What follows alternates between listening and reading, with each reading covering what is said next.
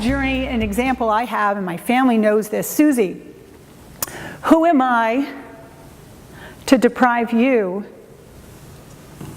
Come on.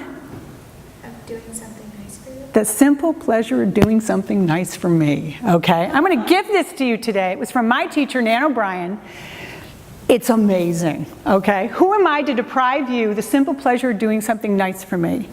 So when you're in that state of receiving, if you can take on this little saying, I do it Southern, I don't know why, it's always the Southern, who am I to deprive you the simple pleasure of doing something nice for me? It always just, it feels good, right? So it's in the energy of receiving. So I'm going to tell you a story. There was this woman who was in my life, and she made less than me. That's okay. Her income was just different than me. She had 3 kids. I had 1 at the time, okay? And I loved spending time with her. And she would invite me, we'd go to lunch, okay? And every time the bill would come, I, in my place, would go, oh, seriously? I got it, okay? And she'd grace me by letting me pay.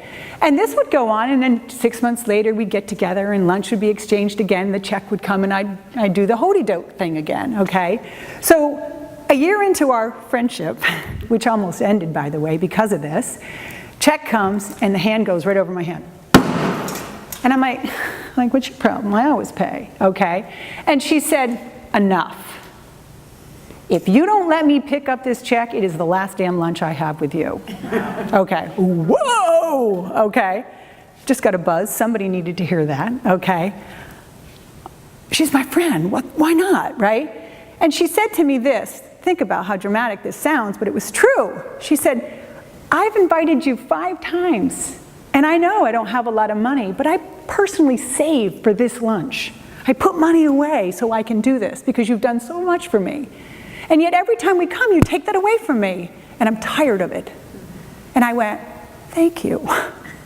Okay, came home and I went, who am I to deprive her the simple pleasure of doing something nice for me, okay? I have not bought that person lunch for 3 years. Now, she's probably wondering why, okay? It's probably clearly my turn, but do you know what the point I'm making, okay? So I think we should just say this, because it's really fun and I want you to acknowledge it. It also shifts it for your heart. So when you make the big deal, like we did with the 1s and the 2s, you make a big deal, what you're really doing to your heart that is so used to always giving, is you're enforcing it energetically for your heart. Who am I to deprive you the simple pleasure of doing something nice for me? Thank you. You're changing it for you. Does that make sense? So can we say that together? Ready? Who am I to deprive you the simple pleasure of doing something nice for me? Okay. Do you love it? So here's how we're going to do this. We're going to get into some really powerful things. How many people practice the law of attraction or live by it? Okay. How many people have no idea what it means? Okay, it's just really all the energy you give out is all the energy that gets the alignment, everything, everything's in perfect vibration with you. If you don't know what the law of attraction is, I'm sure you live it every day. Michael, when I started dating Michael a couple years ago, he had no concept, but he lives this. I mean, he could be a teacher in it, okay? Everything he does and everything his experience lines up because it's in perfect alignment with him, but he didn't have the language. So today you might got it, you might have it, you might live it, you might not even know it, but the language is the law of attraction, okay? So I'm going to take the law of attraction, I'm going to put it on steroids, okay? And it's why. And the 2 secret words that put the law of attraction into a steroid mode is right here. And you've heard it today. You heard it in Louise is right? Her whole talk started to go to the I am. So the I am really went back to, Moses on the burning bush. What's the mount? Sinai. Sinai, okay. You think I know I was born up Catholic, but anyway. Irish Catholic, even worse, right? So you think I know that. But anyway, Moses, this is the quick story of the I am, right? The burning bush, and he's up there and they're having the first time he hears what we know in the scriptures to be God. And he goes, well, who are you? And the bush is going, I am that I am. God. I am you. We're no different. We're in the same frequency, okay? So it was this big awakening. Now think about I am. I get up every day. I am tired. Okay? I am beautiful.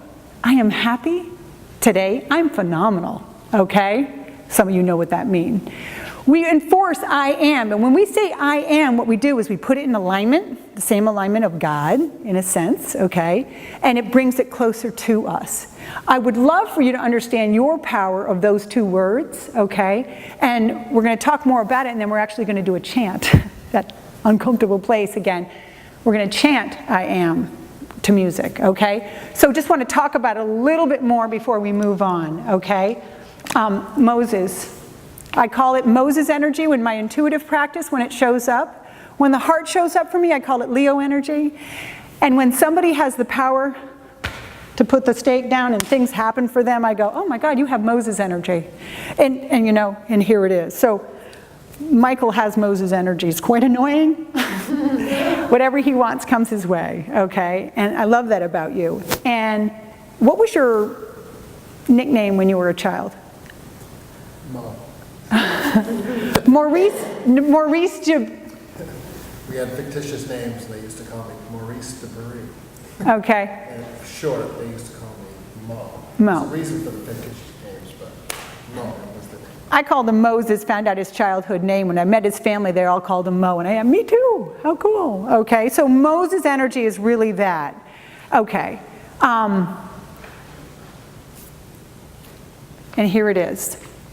This puts the law of attraction in steroids. We talked about this. And I want to, before we do our chant, I want you to check and know your frequency. Is it high or low? So let's talk about what high is and let's talk about what low is. Grief is really low. Sorrow, despair, sadness, hardship, how you feel financially, you know, that weight, you know what I'm talking about, that weight of just, I can't get out of the muck, okay? It's a very low vibration. And if we could give vibration a beat, it would sound something like this, being low.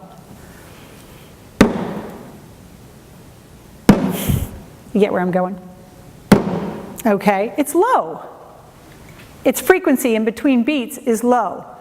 And then we think about joy, bliss, my new favorite word, appreciation, gratitude, right? And the things that bring us those feelings. Now imagine that vibration between beats. What do you think, right? Fast. So slower things coming to you, faster things coming to you. You decide. What you do with your frequency changes the output or the input, giving and receiving again, and how things come. Does that make sense? Okay. Do you believe it? Okay. Do you understand your power? I work with a lot of people. Some people have the law of attraction. I consider it a curse for some of the people I work with, because the buffer of time is smaller, okay, because their frequency is so high, you know? And I'm always telling those people, because these people, as much as they're happy, are also, you know, bring bad things to them fast, okay? So it's a real concern not to know your power and not to know the power of I am, okay? Are you with me? People, are you with me? Yeah. Okay.